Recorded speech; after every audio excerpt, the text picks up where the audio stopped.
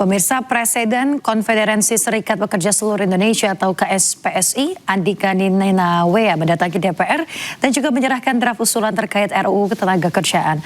KSPSI juga mengingatkan DPR atas potensi demo buruh Agustus 2026 jika pembahasan RUU Ketenagakerjaan tidak dilakukan secara serius.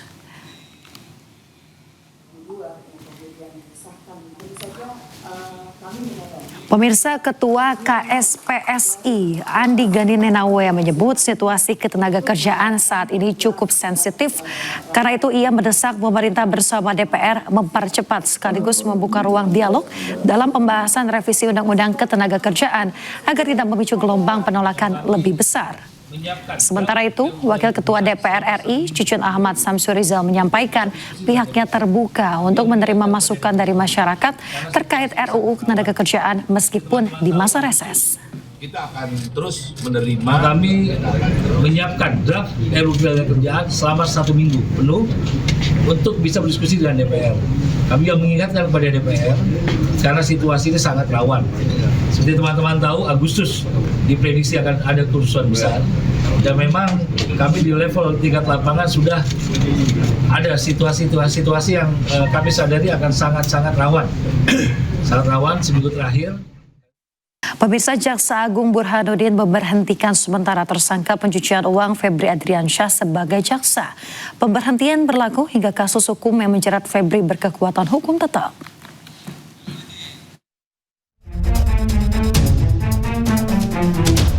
Febri Adriansyah terus menelan pil pahit. Setelah mengundurkan diri sebagai Jampisus, lalu menjadi tersangka tindak pidana pencucian uang hingga ditahan. Kini mantan Jampisus itu diberhentikan sementara sebagai jaksa. Kapus Penkum Kejagung Anang Supriyatna menyebut Jaksa Agung Burhanuddin sendiri yang memberhentikan Febri dan terhitung sejak 31 Juli 2026. Menurut Anang, bukan tanpa alasan Jaksa Agung memberhentikan sementara Febri sebagai jaksa, namun berdasarkan laporan tim 9 Kejagung.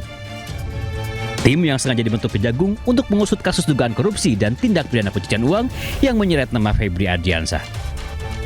Keputusan pemberhentian sementara akan terus berlaku hingga kasus hukum yang menyeret Febri sudah berkekuatan hukum tetap. Tim Liputan iNews melaporkan. Pemirsa, Kejagung juga menggeledah rumah mantan Jaksa Agung Muda Tindak Pidana Khusus Febri Adriansyah. Dari penggeledahan tersebut, penyidik membawa sejumlah kotak kontainer yang diduga berisi barang bukti.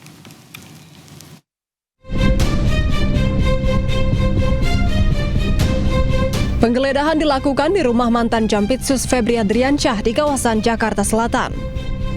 Proses penggeledahan berlangsung selama 3 jam, mulai pukul 18.30 hingga 21.30 waktu Indonesia Barat. Dari lokasi, penyidik menyita dokumen-dokumen yang diduga berkaitan dengan dugaan tindak pidana pencucian uang. Menurut Kepala Pusat Penerangan Hukum Kejaksaan Agung Anang Supriyatna, dokumen yang disita akan diajukan penetapan penyitaan ke Pengadilan Tipikor sebelum dianalisis untuk memperkuat alat bukti dalam penyidikan. Pada hari Jumat 31 Juli 2026, tim penyidik telah melaksanakan tindakan penggeledahan di salah satu rumah milik saudara Epa di daerah Radio Dalam berdasarkan surat perintah penyidikan yang telah diterbitkan dalam perkara dugaan tindak pidana pencucian uang atau TPPU. Dari hasil penggeledahan tersebut, penyidik melakukan penyitaan terhadap sejumlah dokumen yang diduga memiliki keterkaitan dengan perkara yang sedang disidik. Selanjutnya, sesuai dengan ketentuan hukum acara, penyidik akan mengajukan permohonan persetujuan penyitaan kepada Pengadilan Tindak Pidana Korupsi. Dokumen-dokumen tersebut nantinya akan dianalisis dan digunakan sebagai alat bukti guna memperkuat pembuktian serta konstruksi perkara yang sedang ditangani. Kasus ini merupakan pengembangan dari penyidikan dugaan TPPU yang menjerat Febri Adriansyah. Sebelumnya, Febri telah ditetapkan sebagai tersangka dan ditahan di rutan KPK. Tim Liputan iNews melaporkan. Pemirsa, 4 perusahaan milik Don Rito diduga menjadi tempat pencucian uang digeledah penyidik Kejaksaan Agung. Rangkaian penggeledahan untuk melacak aset dan juga aliran dana yang berkaitan dengan para tersangka.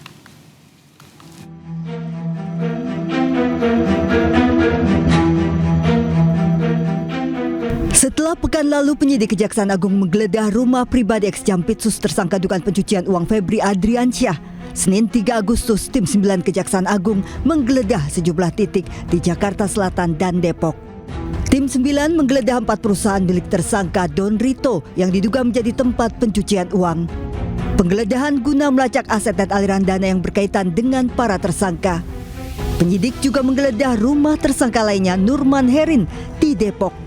Seluruh tindakan penyidikan tersebut telah dilakukan berdasarkan ketentuan acara yang berlaku dan merupakan bagian dari upaya penyidik untuk memperoleh alat bukti, memperjelas konstruksi perkara, serta melakukan penelusuran terhadap aset-aset yang diduga berasal dari hasil tindak pidana.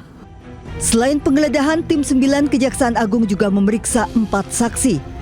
Penggeledahan dan pemeriksaan saksi dilakukan untuk memperoleh alat bukti, memperjelas konstruksi perkara, dan penelusuran aset yang berkaitan dari tindak pidana. Dari Jakarta, tim liputan iNews melaporkan. Pemirsa, dikenal sebagai maklar kasus dan kawan dekat Febri Adriansyah, Kejagung meminta LPSK melindungi Ferryanto Hongkiriwang. Sementara menurut pengacara Don Rito, Ferry justru biang kerok penyebab Febri dan Don Rito tersandung kasus korupsi.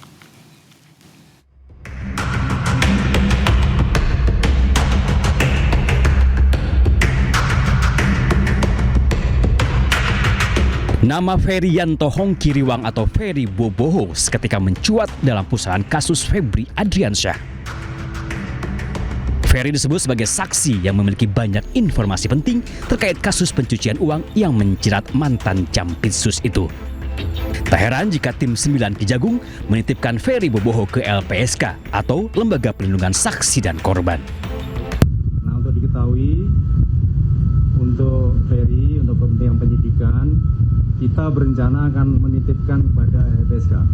Kami masih mendalami dan sementara untuk kepentingan penyidikan sebagai saksi dan untuk keamanan yang bersangkutan. Ferry Boboho disebut sebagai pemilik kafe The Glance, tempat ditemukannya brankas berisi 60 miliar rupiah. Ia juga dikenal sebagai orang dekat Febri Adriansyah dan Don Rito. Ferry bahkan disebut sebagai maklar kasus untuk banyak kasus yang ditangani oleh Febri Adriansyah. Namun belakangan Ferry justru disebut sebagai biang kerok penyebab dua temannya Febri Adriansyah dan Don Rito terseret kasus pencucian uang.